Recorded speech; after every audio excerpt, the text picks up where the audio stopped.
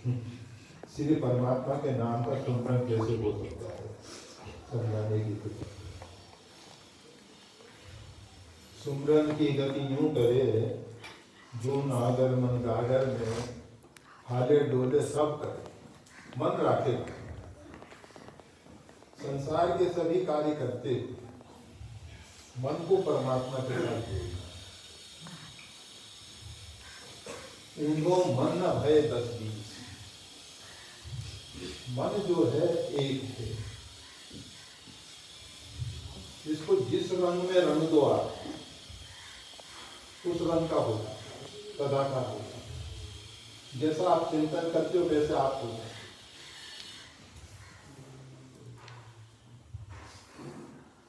जैसा व्यक्ति का मन है, जैसी मानसिकता है, वैसा ही वो व्यक्ति है। तो मन से सुमरन होता है, हृदय से सुमरन होता है।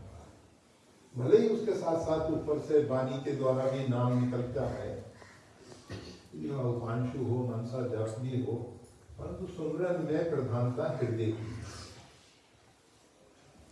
क्रियाओं की नहीं है। शारीरिक क्रियाओं की प्रधानता नहीं है उसमें प्रधानता मन की है, हृदय की है। संसार के सब कार्य करते। रामकृष्ण परमहंस कहते थे, धान कूटने वाली महिला धान कूटती जाती है, कोई व्यक्ति आता है, उसको तोड़ के सामान भी देती है और कहती है कि पिछले समय का एक आना उधार है। उस समय आने चलते थे परमहंस जी के समय, रामकृष्ण परमहंस जी।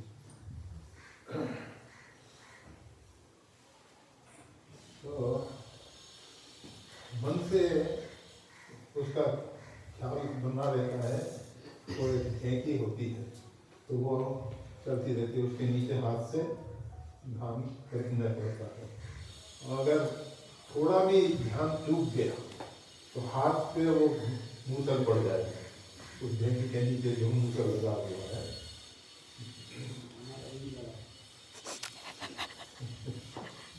तो उसमें बहुत सावधानी रखनी पड़ती है, ध्यान बहुत केंद्रित करना।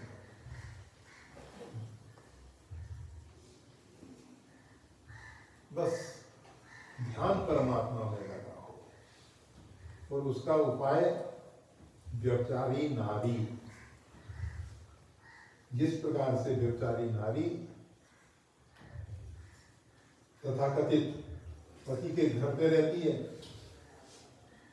और सब काम करती है, सास ससुर की सेवा भी करती है, भोजन भी बनाती है, बच्चों को भी देखती है, सब करती है, और उसका मन जो है पर पुरुष के साथ, मन उसका पर पुरुष के साथ है। इसी प्रकार से संसार में रहते हुए, संसार के सब कार्य देखते हुए, सब कार्य करते हुए, मन को परमात्मा के साथ जोड़ना है, मन परमात्मा में लगाना है। और जब परमात्मा के प्रति सच्चा प्रेम होता है तो सुमरन स्वतः होता है। सुमरन करना नहीं पड़ता, स्वतः होता है, हर स्थिति में होता है, चलते फिरते, उठते बैठते, हर एक स्थिति।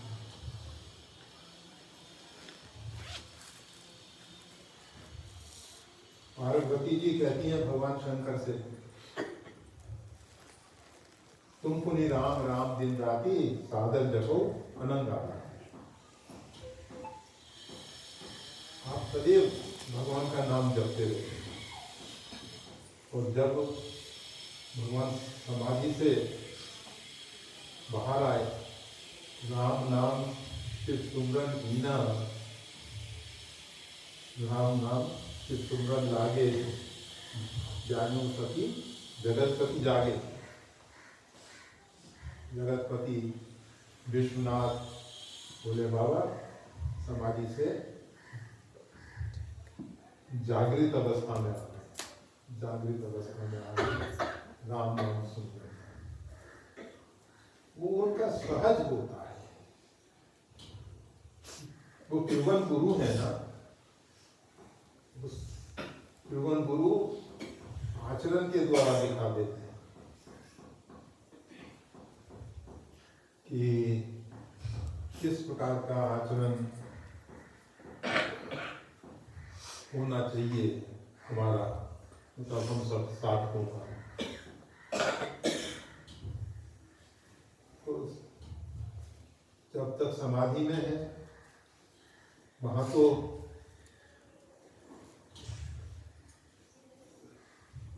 दोनों प्रकार की समाधि है। एक साधो सहज समाधि भाई, चलते फिरते उठते बैठते समाधि होना,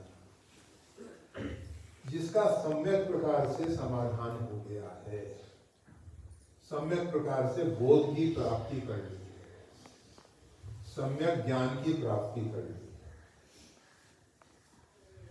वो समाधि। जिसको समझ आ गई है कि सर्वत्र सर्वम खलम इदं ब्रह्म, सब एकमात्र परमात्मा ही परमात्मा है, परमात्मा के अतिरिक्त दूसरा कुछ नहीं है, ऐसा जिसको बोध हो गया वो समाधि है। उसकी क्रियाओं का कोई फर्क नहीं पड़ता, चलते फिरते उठते बैठते। और एक जो समाधि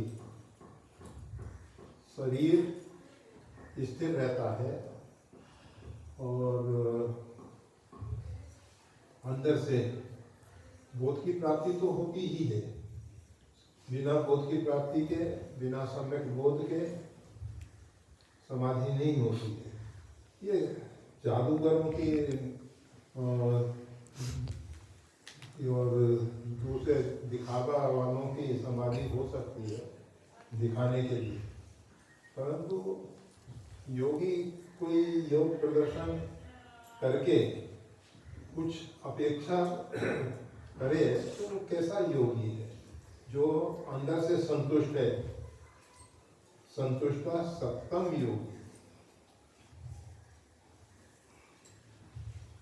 अंदर से पूर्ण संतुष्ट होना चाहिए, जाए ना चाहिए कब हम, तो कुछ चाहिए नहीं, कोई अपेक्षा नहीं है, कोई अभीक्षा नहीं है, कोई उसकी मांग नहीं है।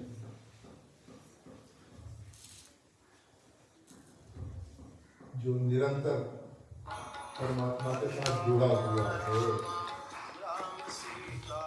परमात्मा के साथ जुड़ने का मतलब सार्वभौम अस्तित्व में परमात्मा का बोध है, अस्तित्व और कुछ नहीं है, परमात्मा से भिन्न नहीं है, परमात्मा का ही स्वरूप है, इस प्रकार से उसको बोध है। तो हम ये बता रहे थे कि भगवान शंकर जो है सुमरन करने लगे, वो सहज भाव, कुछ क्योंकि हमेशा का अभ्यास है उनको, और पार्वती जी जान गई कि जागे, जैसे हनुमान जी महाराज जब लंका में रामायुध देखे, रामायुध अंकित ग्रह शोभा वर्णि न जाए, न तुलसी का ग्रंथ देख रस कपिराई। हनुमान जी महाराज ने देखा रामायुध अंकित है, भवन बहुत सुंदर है, तो फिर रामायुध अंकित, न तुलसी का वृंद कहा, तुलसी का वृंद, बहुत तुलसी के पौधे लगे हुए हैं, वृंदावन, लंका में वृंदावन। हनुमान जी विचार करने लगे, यहाँ कहाँ सज्जन कर वासा, यहाँ कहाँ सज्जन कर वासा, लंका निश्चय निकट निवास, लंका तो राक्षसों का निवास स्थल है, यहाँ सज्जनों का वास कैसे? उसी समय यही अवसर भी सकता है, उसी अवसर, उसी समय का, और उन्होंने क्या किया? राम नाम सुमरन, राम राम ते सुमरन कीना, उन्होंने राम नाम का सुमरन किया। कहाँ किया? अपने अंतःपुर में किया, अपने शयनागार में किया, उठ के बैठे अपने पलंग पे, अपने बेड पे, जो भी जैसा भी रहा हो, और बैठ के सुमरन करते। सुमरन के स्पंदन जो है वो इतने सूक्ष्म, और जितने सूक्ष्म स्पंदन होते हैं वो बहुत दूर तक जाते हैं कि रेडियोधर्मी तरंगें कहां से कहां तक पहुंचती है। रिसीवर अगर सही है वो पकड़ लेता है। हनुमान जी ने पकड़ लिया, तरंगे बॉडी पवित्र आ रही है तो राम नाम सुमरन करना है, एक हट करनी पड़ेगी। इससे तो हट पूर्वक पहचान करनी ही चाहिए, परिचय करना चाहिए, इसका परिचय लेना ही चाहिए, ये कौन है। इसी प्रकार से वहां जब राम नाम शिव सुमरन लागे, जानो सती, सती जी जाने। सती जी कोई एकदम ऐसा नहीं कि भगवान समाधि पे बैठे हैं उनके नजदीकी बैठी हो, परंतु वो तो तरंगे आई सुमरन की, उन तरंगों को सती जी ने कहा। वो भी आदि शक्ति है, भगवती है, जगदम्बा है, परम्बा है। तो सुमरन हृदय से होता है और बाहर क्रियाएं कुछ भी हो सकती है। बैठ के भी एक स्थान पे अचल होकर भी बैठ के भी किया जा सकता है। मुख्य प्रधानता उसमें हृदय की है। हृदय से जो सुमरन करते हैं भगवान उनकी बहुत जल्दी सुनते हैं, हृदय की बात सुनते हैं। वाणी से की गई प्रार्थना सुनी जाती है। तो कभी साहब कहते हैं चींटी के पर मुकुट पर मेरा साहिब सुनता है। हमारे साहिब जो है तो चींटी के पर मुकुट, चींटी का पग कितना बारीक होगा, कितना छोटा होगा, और उसमें घुंघरू कितना छोटा होगा।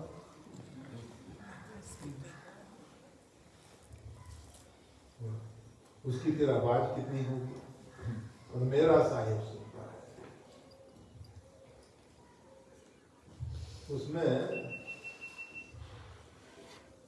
कभी साहिब ने कहा है कि जो अजान देते हैं जोर से चिल्लाते हैं, क्या साहिब बहरा है जो इतनी जोर से चिल्लाना पड़ रहा था। परंतु आप केवल अजान की बात मत करो। हमारे यहाँ हमारे संत भगवान राम नाम की गर्जना करते हैं। राम नाम की हो जाए संत भगवान, अभी नहीं।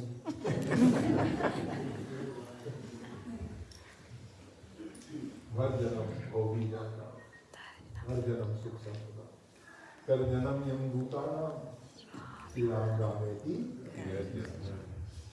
भगवान के नाम की जो गर्जना है,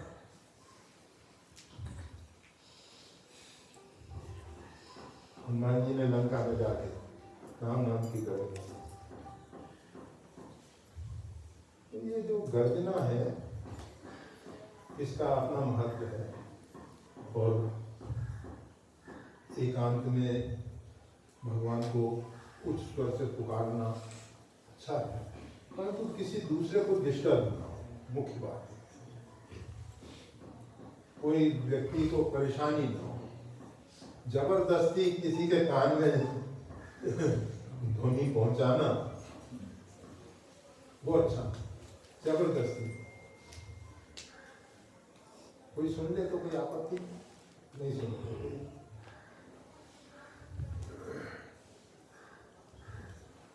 तो सुमरन हृदय से और जप जैसे कि देख दीवानी से भी हो सकता है, गर्जना भी हो सकती है। बस इन्होंने बता दिया कि आ गया है। अब तो धैर्य